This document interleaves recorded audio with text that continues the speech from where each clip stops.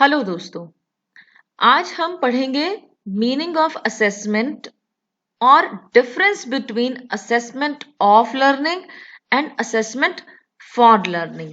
तो आइए सबसे पहले जानते हैं असेसमेंट का मीनिंग कि असेसमेंट क्या होती है। Assessment word is derived from Latin word एसिडियर means to sit besides. Assessment को हिंदी में आकलन कहा जाता है। आकलन शब्द एसिडियर लैटिन वर्ड से लिया गया है जिसका मतलब है टू सिट बिसाइड्स, यानी कि आकलन करने के लिए, किसी को जांचने के लिए, किसी को जानने के लिए उसके साथ बैठना होगा। असेसमेंट स्कूल एजुकेशन में एक बहुत ही इंपॉर्टेंट रोल प्ले करता है क्योंकि ये हमें बच्चे की परफॉर्मेंस के बारे में बताता है, उसका हम आकलन कर सकते हैं।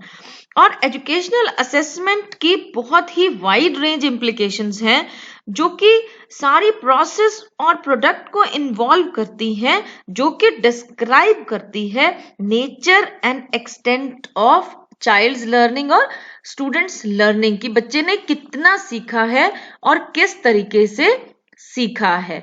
तो आकलन मीन्स किसी बच्चे की लर्निंग के बारे में या ओवरऑल उसके बारे में हम जानने को कह देते हैं। इसे एक डेफिनेशन से समझते हैं। According to Barbara E Walvoord, assessment is the systematic collection of information about students learning। यहाँ सिस्टमेटिक कलेक्शन है इंफॉर्मेशन की। कौन सी इंफॉर्मेशन? अबाउट स्टूडेंट्स लर्निंग, कि बच्चे ने कितना सीखा है। कैसे करेंगे कलेक्शन? Using the time, knowledge, expertise and resources available. Time, knowledge, expertise और रिसोर्सेज का यूज करके। किस लिए? In order to inform decision about how to improve learning, कि जिससे कि हम डिसीजन ले सकें कि लर्निंग को इम्प्रूव किस तरीके से किया जाता है। सिंपल भाषा में कहें तो असेसमेंट हमें वो इंफॉर्मेशन देती है कि बच्चे ने कितना सीखा है और जिस बेसिस पे हम डिसीजन ले सकते हैं कि लर्निंग को और इम्प्रूव किस तरीके से किया जा सकता है। इसके बाद आइए हम जानते हैं difference between assessment for learning and assessment of learning. यहां सिर्फ एक ही शब्द का अंतर है, फॉर एंड ऑफ। अब पहला जो डिफरेंस है, जो असेसमेंट फॉर लर्निंग, ये एडमिनिस्ट्रेट किया जाता है ड्यूरिंग टीचिंग लर्निंग प्रोसेस, यानी कि जब टीचर पढ़ा रहा है तो थ्रू आउट द ईयर या through out the teaching learning process वो असेसमेंट चलती रहती है। असेसमेंट फॉर लर्निंग, लर्निंग के लिए असेसमेंट, ताकि लर्निंग अच्छी हो उसके लिए असेसमेंट।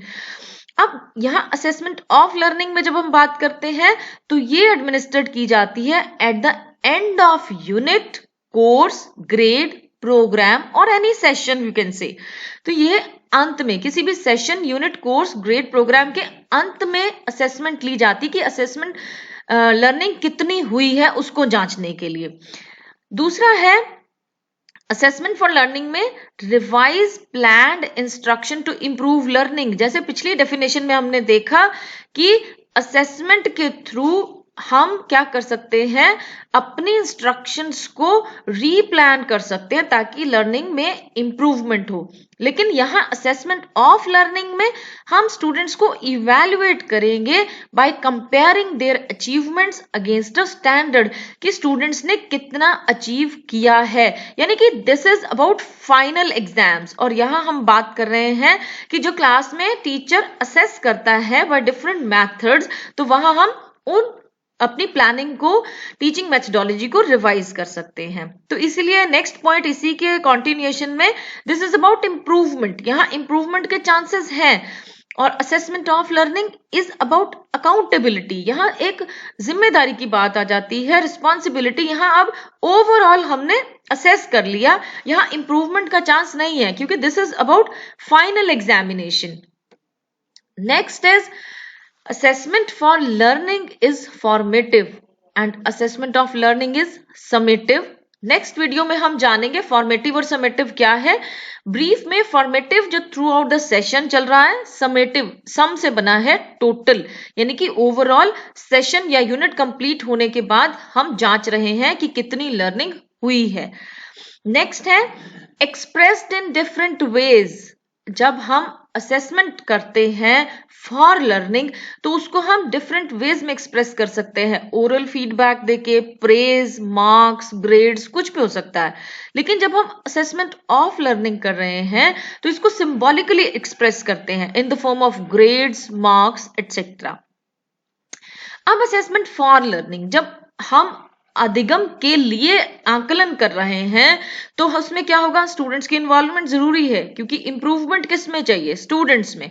लेकिन असेसमेंट ऑफ लर्निंग अब हमने फाइनली चेक करना है, फाइनली रिजल्ट देना है, तो स्टूडेंट इन्वॉल्वमेंट जरूरी नहीं है। यहाँ पे students involvement is not necessary.